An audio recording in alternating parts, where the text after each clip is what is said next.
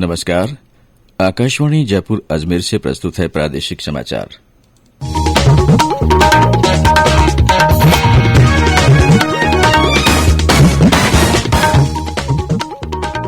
मुख्य समाचार।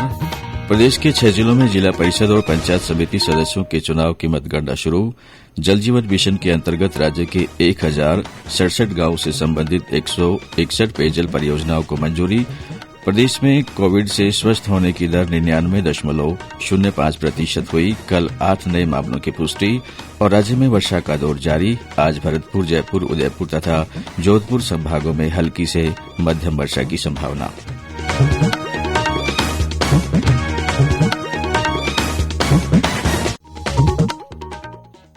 समाचारों के साथ मैं महेश सिंह।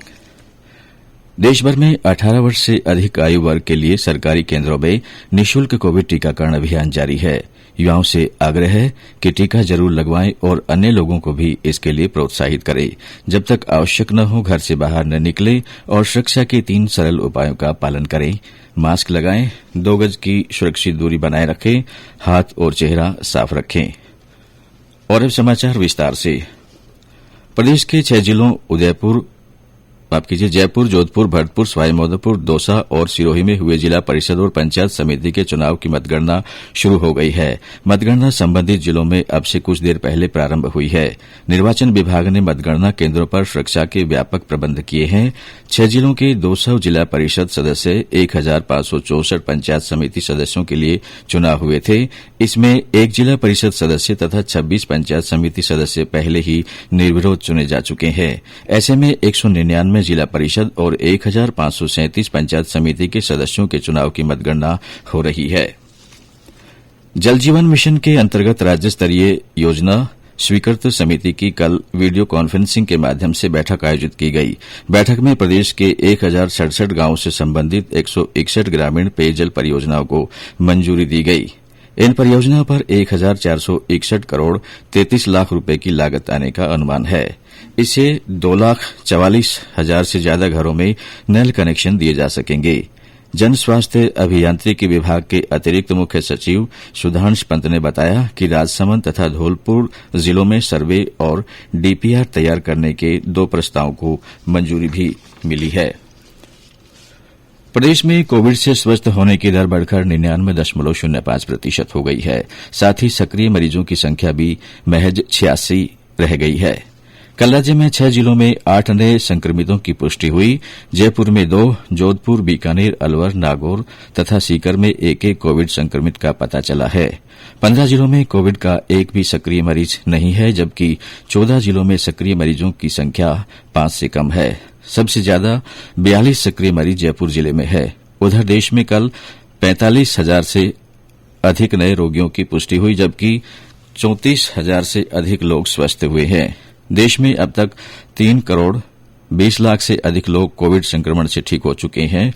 स्वास्थ्य मंत्रालय ने कहा है कि कोविड से स्वस्थ होने की दर 97.45% तक पहुंच गई है। भारत में कोविड टीकाकरण का आंकड़ा 67 करोड़ 65 लाख के पार चला गया है। स्वास्थ्य मंत्रालय ने बताया कि करीब 52 करोड़ लोगों को पहला टीका और 15 करोड़ से अधिक लोगों को दोनों टीके लगाए जा चुके हैं। इधर प्रदेश में अब तक 4 करोड़ 59 लाख से ज्यादा टीके लगाए जा चुके हैं। इनमें से करीब 3 करोड़ 46 लाख लोगों को पहला टीका और 1 करोड़ 12 लाख से अधिक लोगों को दोनों टीके लगाए जा चुके हैं।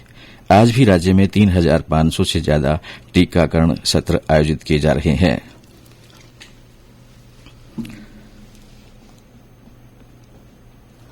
आजादी का अमृत महोत्सव के तहत सीमा सुरक्षा बल की ओर से आयोजित बीएसएफ साइक्लोथॉन 2021 के तहत 100 साइकिल चालकों का एक दल बीकानेर पहुंचा। बल के बीकानेर सेक्टर द्वारा कल इस साइकिल दल का स्वागत किया गया।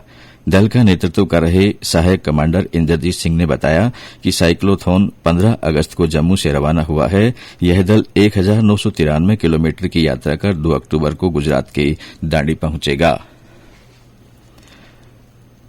आजादी का अमृत महोत्सव के तहत आकाशवाणी समाचार जयपुर की ओर से शुरू की गई संदेश श्रृंखला में आज प्रस्तुत है उदयपुर जिले के मावली तहसील के इंटाली गांव के राजेश पुष्करना का संदेश।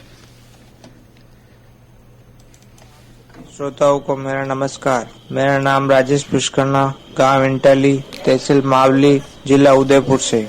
देश की स्वतंत्रता की 75वीं वर्षगांठ पर पूरे देश में आजादी का अमृत महोत्सव को बड़े ही उत्साह के साथ मनाया जा रहा है। हमें देश के लिए अपने प्राणों की आहुति देने वाले शूरवीरों की शहादत को हमेशा याद रखना है। आजादी का ये अमृत महोत्सव भारत के जन जन का पर्व बने। जय हिंद, जय भारत। इस श्रृंखला में श्रोताओं से देशभक्ति और प्रेरणादायी संदेशों को आमंत्रित कर उन्हें समाचार बुलेटिन में शामिल किया जा रहा है। इस श्रृंखला का शुभारंभ आकाशवाणी समाचार जयपुर की स्थापना के 62 साल पूरे होने के अवसर पर शुरू किया गया है। श्रोता हमें अपने संदेश रिकॉर्ड कर हमारे व्हाट्सएप नंबर 9414052368 पर भेज सकते हैं। ये समाचार आकाशवाणी जयपुर अजमेर से प्रसारित किए जा रहे हैं। प्रादेशिक समाचार बुलेटिन आप हमारे ट्विटर हैंडल @AIR_News_जयपुर, फेसबुक पर AIR न्यूज राजस्थान और यूट्यूब पर राजस्थान AIR न्यूज पर भी सुन सकते हैं। चलो मिलकर एक शुरुआत करें, चलो एक फैसला आज करें। मास्क नहीं तो टोकेंगे, कोरोना को रोकेंगे। चलो एक इरादा करते हैं, चलो खुद से वादा करते हैं। मास्क नहीं तो टोकेंगे, कोरोना को रोकेंगे। राज्य में रीट परीक्षा के आयोजन के संबंध में शिक्षा राज्य मंत्री गोविंद सिंह चौटासरा ने कल एक उच्च स्तरीय बैठक की। इस बैठक में रीट परीक्षा से संबंधित विभिन्न पहलुओं पर चर्चा हुई। श्री चौटासरा ने बताया कि लगभग 26 लाख अभ्यर्थी 4153 केन्द्रों पर 2 पारियों में परीक्षा देंगे। प्रत्येक जिले में परीक्षा आयोजन की व्यवस्था के लिए जिला कलेक्टर की अध्यक्षता में 8 सदस्यीय समिति का गठन किया गया है। उन्होंने बताया कि अभ्यर्थियों को केंद्र का आवंटन कंप्यूटर आधारित होगा। महिलाओं तथा दिव्यांग अभ्यर्थियों के पास केंद्र आवंटित किया जाएगा। परीक्षा केंद्र तक पहुंचने के लिए सभी अभ्यर्थियों के लिए रोडवेज की यात्रा निःशुल्क रहेगी। महिला और बाल विकास मंत्री स्मृति ईरानी ने कहा है कि महिला और बच्चों की पोषण जरूरतें पूरी करने के लिए सभी प्रयास किए जाएंगे। पोषण माह समारोह के अंग के रूप में देश भर में आंगनवाड़ी कार्यकर्ताओं को वर्चुअल माध्यम से संबोधित करते हुए श्रीमती ईरानी ने कहा कि आंगनवाड़ी केंद्रों को बेहतर बुनियादी ढांचे के जरिए सक्षम बनाया जाएगा। श्रीमती ईरानी ने महिलाओं और बच्चों की समग्र बेहतरी सुनिश्चित करने के लिए प्रतिबद्ध और अथक प्रयासों के लिए सभी आंगनवाड़ी कार्यकर्ताओं और आंगनवाड़ी सहायकों का आभार प्रकट किया। उन्होंने सभी के सुझाव और विचार देने का आग्रह किया ताकि उन्हें पोषण 2.0 में शामिल किया जा सके। टोक्यो पैरालंपिक खेल में बैडमिंटन में प्रमोद भगत ने पुरुष सिंगल्स के फाइनल में प्रवेश कर इतिहास रच दिया है। प्रमोद ने SL3 पुरुष सिंगल्स के सेमीफाइनल में जापान के दाइसुके फुजिहारा को लगातार सेटों में 21-11, 21-16 से हराकर फाइनल में जगह बनाई। दाइसुके ने पहले 2 अंकों की बढ़त बनाई, लेकिन बाद में भगत ने वापसी करते हुए पहला सेट 21-11 से जीत लिया। दूसरे सेट में भगत ने मात्र 21 मिनट में जीत दर्ज की। फाइनल मुकाबला आज शाम 3 बजे खेला जाएगा। प्रदेश में वर्षा का दौर जारी है। राज्य के पश्चिम जिलों में पिछले 24 घंटों में कुछ स्थानों पर हल्की से मध्यम दर्जे की वर्षा दर्ज की गई है। मौसम विभाग ने आज भरतपुर, जयपुर, उदयपुर तथा जोधपुर संभागों में कुछ स्थानों पर हल्की मध्यम बारिश की संभावना जताई है। विभाग के निदेशक राधेश्याम शर्मा ने बताया कि अगले 3 दिन तक पूर्वी राजस्थान में हल्की से मध्यम वर्षा होने की संभावना है। उन्होंने बताया कि 6 सितंबर से पूर्वी राजस्थान में एक बार फिर तेज बारिश का दौर शुरू हो सकता है।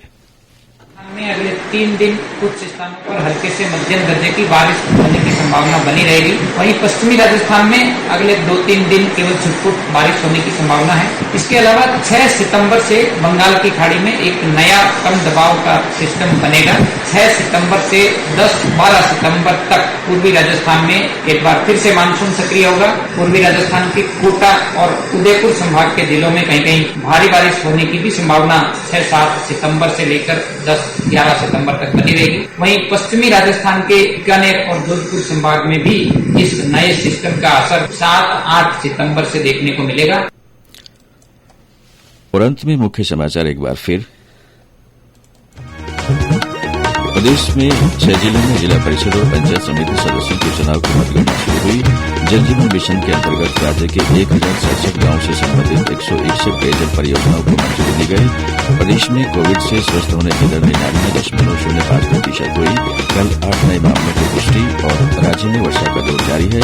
आज भरतपुर, जयपुर, उदयपुर तथा जोधपुर संभागों में हल्की से मध्यम वर्षा की संभावना। इसी के साथ प्रादेशिक समाचार बुलेटिन समाप्त हुआ।